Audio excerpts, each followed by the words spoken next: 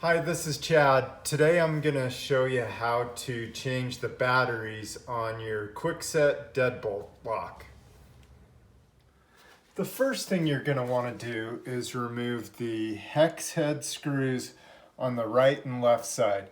You could also call these Allen heads as well, but they take a 30-second wrench if you don't have the original one to unscrew these with, and they're not in very far, so you don't have to turn them too much. Let me just hurry up and remove the other one.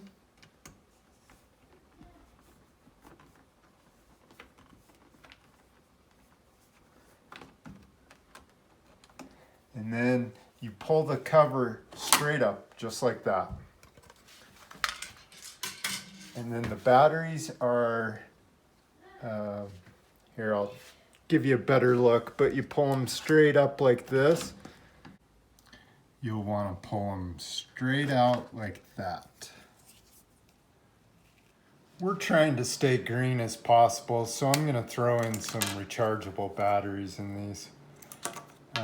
They take 4 AA batteries.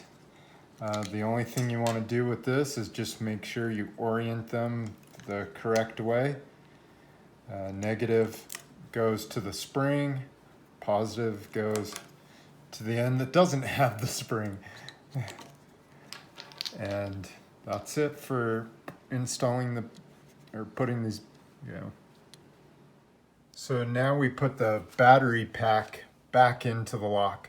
The only thing you want to make sure is it shows a door and it has arrows on it. I don't know if you can see that, but you just want to make sure that it's pointing towards the door like that. And then we'll just go ahead and replace the cover. We got the beeps that it's working, and that's about it. We'll put back in our screws. And thanks for watching.